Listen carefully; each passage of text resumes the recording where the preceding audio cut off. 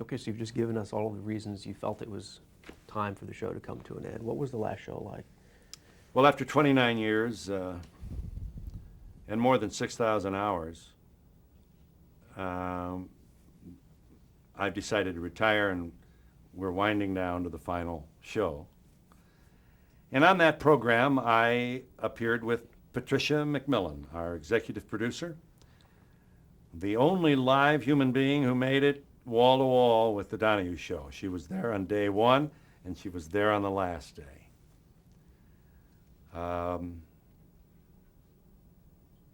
Obviously, she got to know me more than she ever wanted to, I'm sure. It's a relationship that, except for my own marriage, is probably one of the most important of my lifetime. Patricia McMillan was a farm girl from Arcanum, Ohio. Her daddy raised trotters, horses. And all of a sudden, she's escorting Mike Tyson and his bodyguards into the green rooms, and everybody else that came through our lives in these 29 years. It just seemed that we talked to everybody. We had by my count, which I think is reasonably accurate, we had over 1 million people in our studio audience throughout those years. So every day people come up and say, "Hey, I was on your show," and I have to say, "Well, were you a guest or were you?" "No, I was in the audience."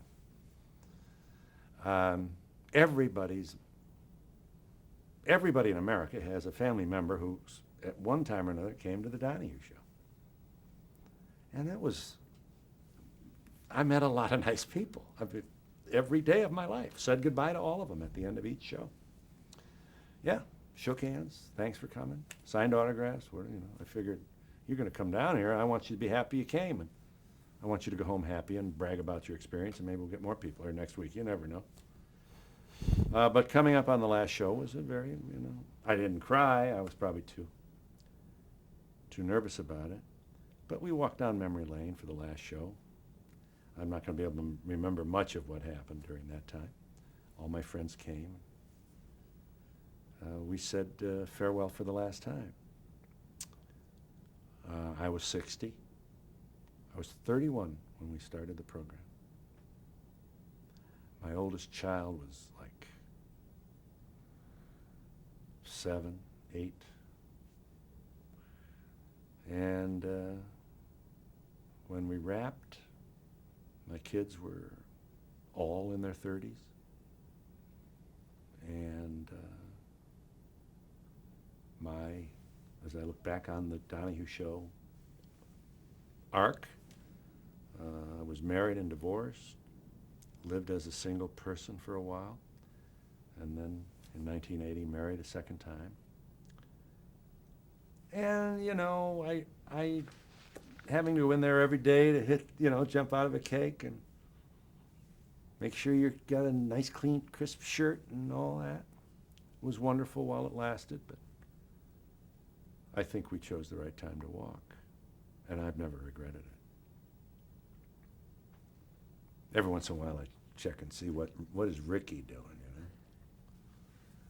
And Ricky? Ricky Lake, one of the many of my illegitimate children that I love equally. Do you want to explain that for Well, I mean, I am accused of being the person who. One of the most flattering introductions I got was from Morton Downey Jr. "Here's the king who started the thing," he said. I thought, hey, say that again. I'd still check on the people who were born after the Donahue show and see what's going on now. Who's cheating on who? Who's going to slug who? Whose daughter is a slut? Whose daughter got too many tattoos? That kind of thing. I mean, some of this. We thought we were pretty naughty, but it's clear that there were a lot of ideas we didn't think of, and I'm watching them now on the air. So as we sit here in May of 2001, what is your assessment of daytime television, or who is top of daytime television now? I believe Oprah remains at the top. Even though she may occasionally not have as large an audience, for example, as Jerry Springer, she's the number one influence. She's a star in the firmament, enormous power. I think power which she's exercising very nobly. But, you know, for those who decry the deterioration of talk shows on television, you know, we have to be reminded once again that our culture is in decay, that the local news isn't really the local news. There are newscasts now in local markets lead with the best-selling movie over the weekend. That's the lead story. Which movie sold the most tickets? The lead story. News now locally is pretty much banter. Hee hee ha ha television. Anchor people talk with the weather person. Hee hee hoo hoo ha ha. Charming, charming, charming. Laugh, laugh, laugh. Shtick, shtick, shtick. Now here comes the weatherman. He's got something funny to say, and oh, they laugh. And what? You know, meanwhile, America's public school system is deteriorating. It's a sinful, decaying structure. We've got 2 million people in jail, and we're bantering with the weatherman. So, you know, don't lay it all on the talk show, folks. You're seeing what the producers of these programs know you will watch. These news programs, especially the local news programs, cannot lead with their assembly speaker. People won't watch. And if they won't watch, the people producing the program, as well as the people on them, will lose their jobs. The people who produce the program and the people who are on the program have families and children and expenses and responsibilities. And they don't want to be dead heroes. So as long as the size of the audience is the gold standard of success in the television game, then we can always expect to see semi-naked teenagers wearing dresses that horrify their parents. We're going to see 2 guys sleeping with the same girl, and whose baby is it really? And we'll tell you when we come back, because we don't want you to leave now. We want you to watch this commercial. Even the national news is pretty much formulaic now. They have to have a health piece and something else because the surveys tell them that that's what the people will watch. So it isn't journalistic judgment that is determining the content of evening news. It's more following what they have discovered the viewers want to see. That's why we don't get hard news at the local level, except if it bleeds, it leads. An auto accident that's particularly horrendous, and broken cars and glass and bodies, you'll lead with that. And on the national level? Well, the national level continues to attempt to tell you what's happening here and around the world. But it has to be said that the electronic journalism has closed bureaus in foreign places. It's not cost effective. And I'm afraid doing too little investigative work. There's very little coverage of state capitals by local television stations. That's boring. We don't want to go there. Nobody will watch our program, and I'll lose my job. Simple as that. And that's the reason for the banter. They've been told by researchers that people want to see a happy community of people doing the news and the weather, so you make jokes with each other. That's the way. You have to be cute. It doesn't matter if you're good or if you're uncovering a scandal somewhere about shoddy workmanship in an airplane, for example, that may someday carry your child or someone you love. Nobody's hiding in garbage cans anymore to get the big story. In fact, everybody's running away from it, in my opinion. Our news establishment has become, in my opinion, soft, unaggressive, and I think chasing the obvious rather than going it alone. And there are exceptions. There are Pulitzer Prize-winning exceptions and Peabody Award exceptions in television. I don't think everybody's going to hell, but you cannot look at the landscape of television today, 2001, and not be very distracted by the clutter of commercials, the brevity of treatment of news, the superficial banter between the weatherman and the sports guy and the anchor people, the emphasis on man bites dog type feature stories rather than real news. We have only one place to look to find an explanation for this shallow pap that is now being presented as news, especially at the local level. And the one place to look is in the mirror. We aren't watching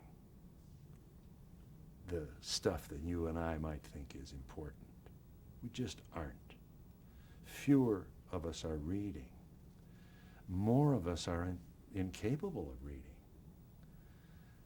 This is not a reader-friendly nation or culture.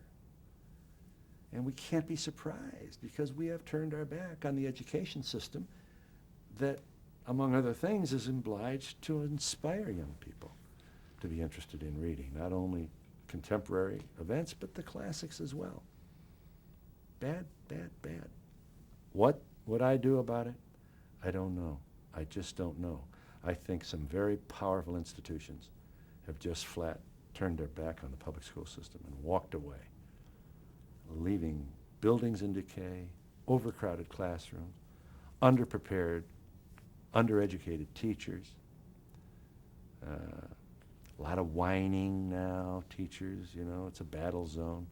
Teachers will spend an hour telling you how physically threatening teaching is and say almost nothing about education itself. It's a shame, really. We have to fix this somehow.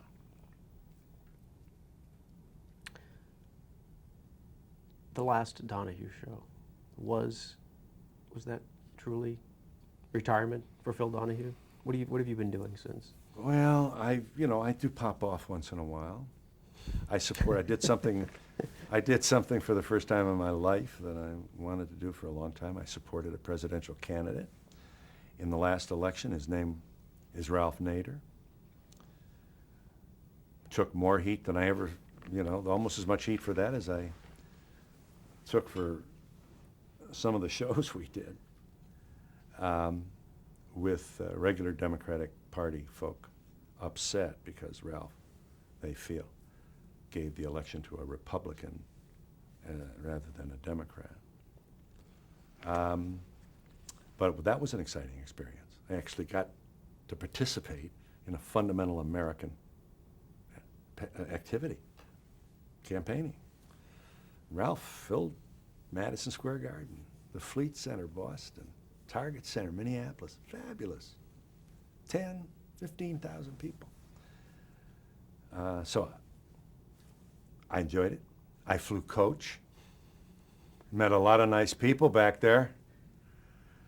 Stewardess came over and she said, "Would you like a headset?" I said, "Yes, thank you." She said, "That'll be $5." I said, "Wait a minute. They don't charge you $5 up in first class. They charge you $500. I think that's probably the difference in the ticket, and you get a headset for free." It was wonderful to be actually out there on the bus with Ralph. another experience I will not soon forget. So it's nice being a private citizen, able to go out there and push for the candidacy of a person you care about. I've known Ralph since 1965. So, and incidentally, he's been on the Donahue show more than any other single person. I think it's 32 times. He would brag about that from the stage.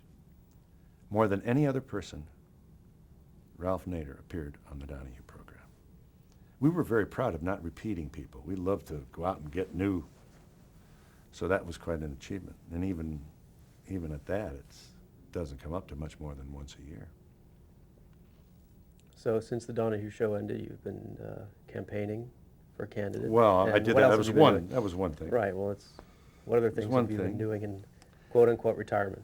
Well, I'm out there trying to nudge the news establishment to sue for its rightful place in the death house at the time of executions.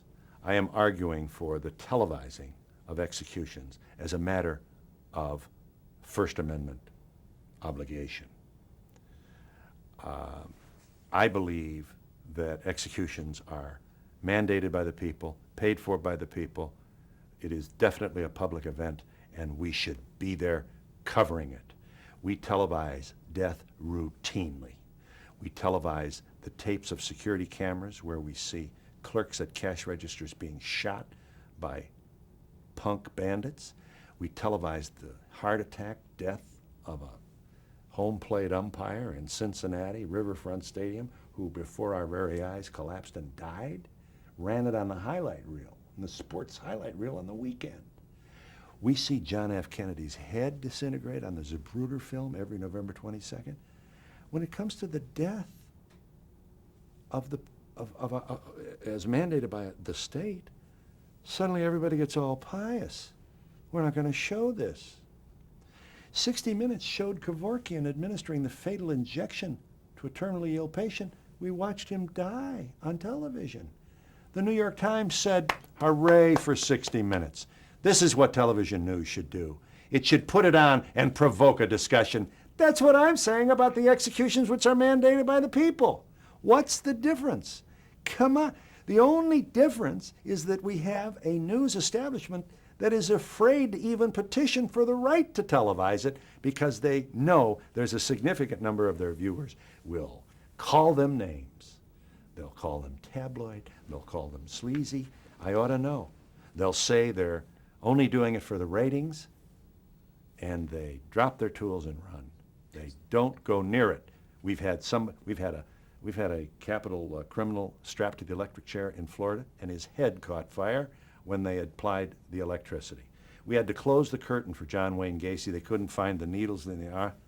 We've had to hit people twice with the electricity. We've seen, an execution that I wanted to televise in 1994 in Raleigh, North Carolina.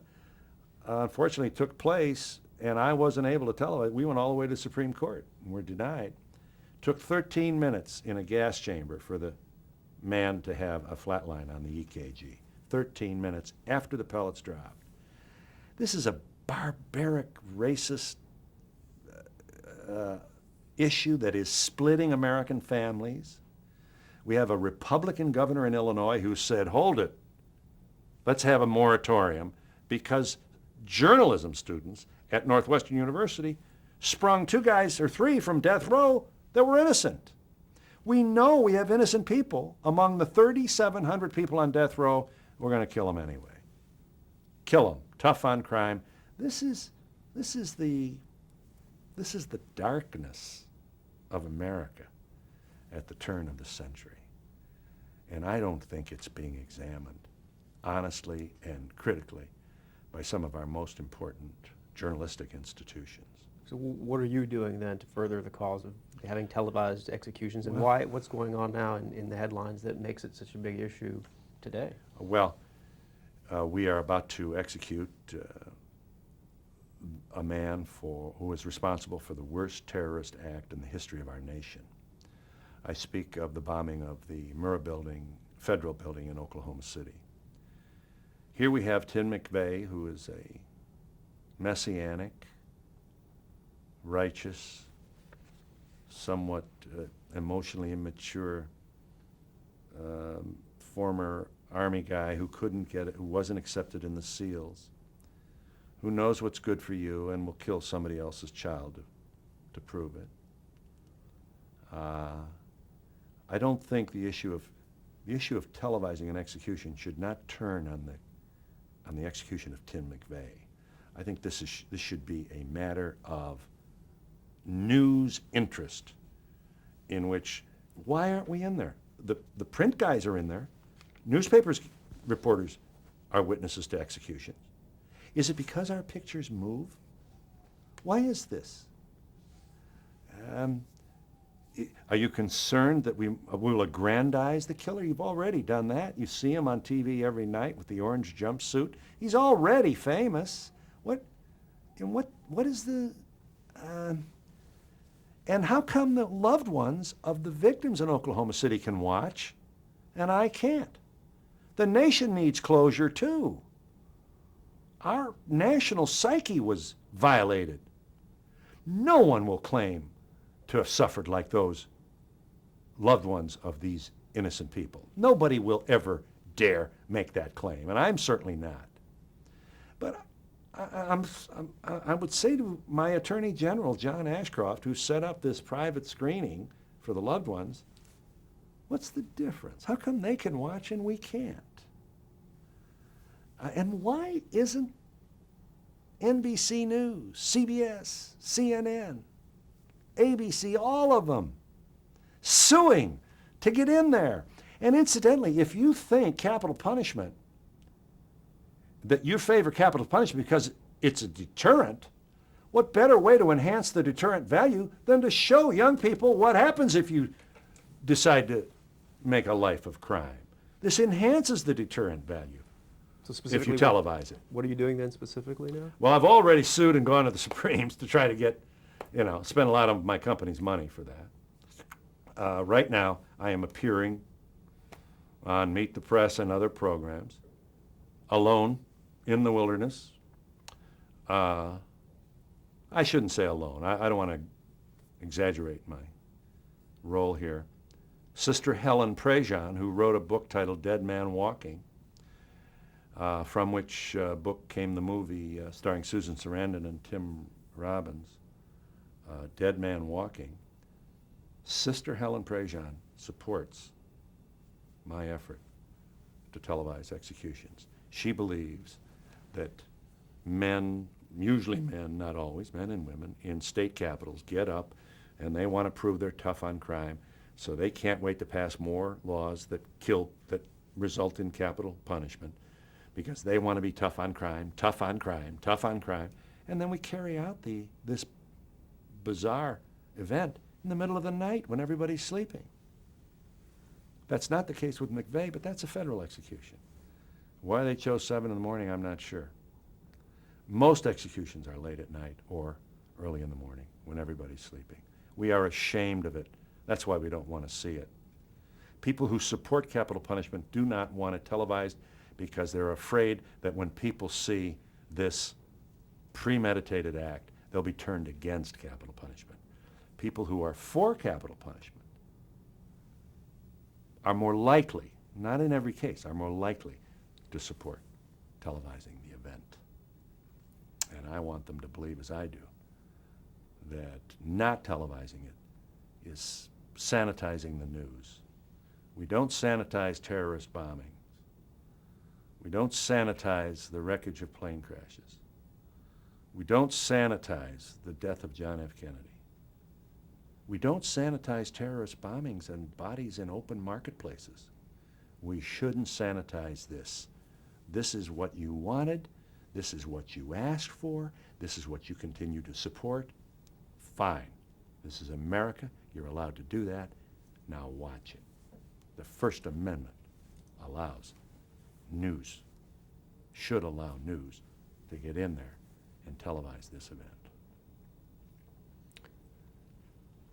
What's in store for the future for Phil Donahue and television? Anything? Oh, I don't know. I don't know. It's fun going back and popping off once in a while. I meet everybody who ever worked for me as I make my way. I don't have any plans. I've got 2 grandchildren who are crazy about me. Grandpa. Enjoying that. It's been a good life, and it is a good life. I feel I'm a happy camper. What happened to me ought to happen to everybody. Good. Well, thank you very much for your time.